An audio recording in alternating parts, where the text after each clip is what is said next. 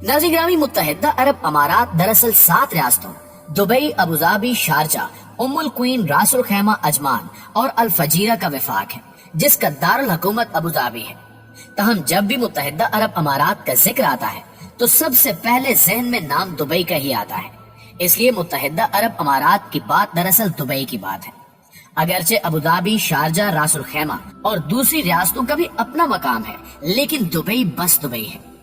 इन रियासतों को 1 दिसंबर 1971 को बरतानिया से आजादी मिली थी और अगले ही दिन यानी 2 दिसंबर को 6 रियासतों ने एक वफाकी इत्तेहाद बना लिया था। 7वीं रियासत रासुल खैमा 10 फरवरी 1972 को इत्तेहाद में उस वक्त शामिल हुई जब ईरान की बहरी फौज ने आबनाए हरमज में कुछ जगहों पर यह कहकर कब्जा कर लिया कि ये इसकी मिल्कियत है। रासुल खैमा और शारजा भी उन इलाकों पर अपनी मिल्कियत का दावा करते थे। इस तरह इन दोनों रियासतों के इत्तेहाद में शामिल होने के साथ साथ ईरान से इलाकों पर तनाज़ा भी इसके हिस्से में आया, जो आज तक जारी है। इन रियासतों के रहनुमाओं ने 1820 से लेकर 1890 तक बरतानिया से मुख्तलिफ मुआहदों पर दस्तखत किए थे ताकि बरतानिया इन्हें बाहिफाजत तिजारत करने की सहूलत फराहम करता रहे।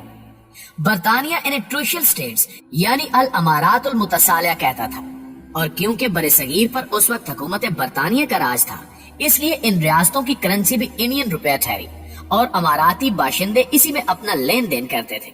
1959 में इसका नाम खलीजी रुपया रखा गया, जिसकी कीमत शुरू में इंडिया के रुपए के बराबर ही थी। बाद में आजादी के बाद इन रियासतों ने अपनी करेंसी मुतारिफ करवाई। नाज़रीन ग्रामी, इंडिया की जवाहरलाल नेहरू यूनिवर्सिटी के director of gulf studies professor AK Pasha के मुताबिक दुबई में तकरीबन 100 साल कबल इलाके के ताजर, चाहे वो हिंदुस्तान के हों, फारिस या इराक के, सब यहाँ आके आहिस्ता आहिस्ता जमा हुए और ये तिजारत का गढ़ बन गया। जब बरतानिया ने यहाँ तेल दरियाफ्त किया तो अबुधाबी के हुक्मरान शेख जैद बिन सुल्तान अल निहान और दुबई के शेख राशिद बिन सईद अल मक्तूम और अमारात के दूसरे रहनुमाओं को आमदनी आने लगी। बाद में शेख जैद मुत्तहिदा अरब अमारात के पहले सदर और शेख राशिद पहले नायब सदर बने। भारतीय मुअर्रिखीन के मुताबिक दुबई के लोग मोतियों की तिजारत करते थे और आसपास के इलाकों में जाकर इन्हें बेचते थे। इसी तरह दूसरे ताजिर भी यहाँ आते और अपनी अशिया बेचते। इस इलाके में तिजारत का एक नेटवर्क बन चुका था और ताजिर चाहे कुवैत से हों या बसरा से, वो हिंदुस्तान के शहर गुजरात या केरला या ज़ंज़ीबार जाते हुए दुबई में जरूर रुकते थे। मोतियों की तिजारत से इमाराती बाशिंदों को बहुत फायदा हुआ, लेकिन जब जापानियों ने मसनूई तरीके से मोती बनाने का तरीका दरियाफ्त किया तो आहिस्ता आहिस्ता अमाराती मोतियों की मांग कम होने लगी और ये सनत सुकड़ते सुकड़ते तकरीबन खत्म हो गई। तेल की दरियाफ्त के बाद बहुत से अमाराती बाशिंदों ने मोतियों की सनत को छोड़कर तेल के सेक्टर में तिजारत शुरू कर दी और जब 1971 में इन्हें बरतानिया से आजादी मिली तो इसके बाद तेल की पैदावार अचानक बढ़ गई, जिससे इलाके की मईशत को भी सहारा मिला और दुबई तिजारत का गढ़ बन गया। प्यारे दोस्तों, आपको बताते चलें कि पाकिस्तान के नामवर फिल्म राइटर रियाज बटालवी को 1979 में ही अंदाजा हो गया था कि दुबई आगे जाकर दुनिया में अपना एक ऐसा मकाम बनाने वाला है कि दुनिया इसकी तरफ खींची चली आएगी। उन्होंने दुबई की आजादी के सिर्फ 8 साल बाद ही सुपर हिट फिल्म दुबई चलो बनाई, जिसे आज तक पाकिस्तान की कामयाब तरीन फिल्मों में गर्दाना जाता है। फिल्म की कहानी जो भी हो, लेकिन दुबई चलो ने पाकिस्तान और इंडिया के अवाम को ऐसी राह दिखाई कि अब भी मुत्तहिदा अरब अमारात में सबसे ज्यादा तादाद में इंडियन और पाकिस्तानी ही रहते हैं। 2021 में किए गए मुख्तलिफ जायजों के मुताबिक मुत्तहिदा अरब अमारात की कुल 90,99,000 की आबादी में तकरीबन 28 लाख इंडियन और तकरीबन 13 लाख पाकिस्तानी हैं, जो कि कुल आबादी का तकरीबन 40% बनता है। जिस मुल्क में 1979 से 80 तक धूल उड़ती थी, जहां सिर्फ 1 या 2 स्टोरी के घर होते थे जिन्हें मकामी तौर पर ग्राउंड +1 और ग्राउंड +2 के अपार्टमेंट्स कहा जाता था, अब वहाँ पूरी दुनिया की तकरीबन 200 के करीब कौमियतें आबाद हैं। आखिर इसकी क्या वजह है? दुबई में जिस किसी से भी पूछें तो जवाब मिलता है कि ये दुबई और अबुधाबी के हुक्मरानों के विजन का नतीजा है।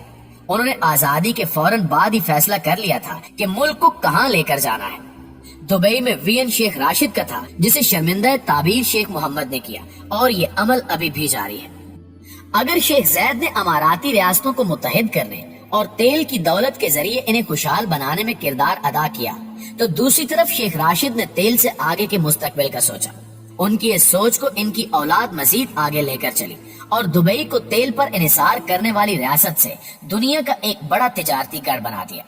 پیارے ساتھیوں، مشہور ہے کہ کچھ برس قبل ایک ایسا وقت بھی آ گیا تھا جب پوری دنیا کی سب سے زیادہ کرینیں دبئی میں موجود تھی۔ یہ دور تھا دبئی کی برق رفتار کنسٹرکشن کا۔ اس دوران دبئی کو ابوظہبی سے ملانے والی اہم شیخ زید شاہراہ کو جدید بنیادوں پر بنایا گیا۔ دبئی میرینا، برج خلیفہ، جمیرہ لیک ٹاور، جمیرہ ہائٹس اور پام جمیرہ جیسے بڑے بڑے پروجیکٹ شروع ہوئے اور دبئی ایئرپورٹ کی ایک سادہ سی عمارت کو دنیا کے ایک مصروف ترین ایئرپورٹ کے شایان شان بنایا گیا۔ یہاں یہ دلچسپ بات بتانا بھی ضروری ہے کہ پام جمیرہ ایک مصنوعی جزیرہ ہے جسے بنانے کے لیے کسی قسم کی کنکریٹ یا لوہے کا استعمال نہیں کیا گیا، بلکہ سمندر کی تہہ سے 120 ملین کیوبک میٹر ریت نکال کر اس جزیرے کی تعمیر کی گئی۔ اگر مجموعی طور پر دیکھا جائے تو پچھلے 20 یا 30 سالوں میں کسی ملک کو ایسے بدل دینا ایک زبردست کارکردگی ہے۔ دبئی فائنانشل ہب اور ایک ریجنل پاور ہاؤس بن چکا ہے۔ دبئی کے حکمرانوں نے یہاں کی قیمتی بندرگاہوں کو جدید بنیادوں پر تعمیر کروایا اور برج خلیفہ جیسے 828 میٹر اونچے سکائی سکیپرز بنے۔ تیل میں بھی یہ دنیا کے بڑے پروڈیوسرز ہو گئے ہیں، سیاحتی مرکز بھی ہے، میڈیکل ہب بھی بن گیا ہے، اچھے سے اچھے اسپتال ہیں۔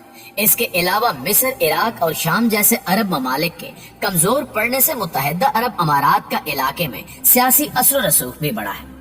ماہرین کہتے ہیں کہ دبئی نے گزشتہ 18 سالوں میں ایک بہترین انفراسٹرکچر قائم کیا ہے جو اسے اپنے حریفوں اور پڑوسی ریاستوں پر برتری دیتا ہے۔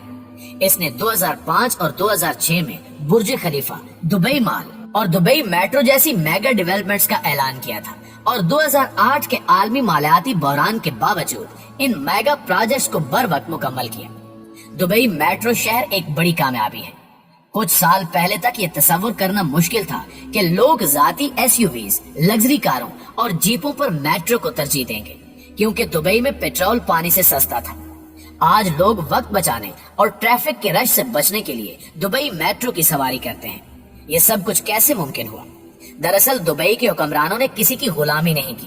برطانیہ سے آزادی حاصل کرنے کے بعد دبئی کے حکمرانوں نے اپنی قوم کو ذہنی اور معاشی طور پر آزاد بنایا، اور یہ اسی آزادی کا نتیجہ ہے کہ آج دبئی ایشیا کا پیرس کہلایا جاتا ہے۔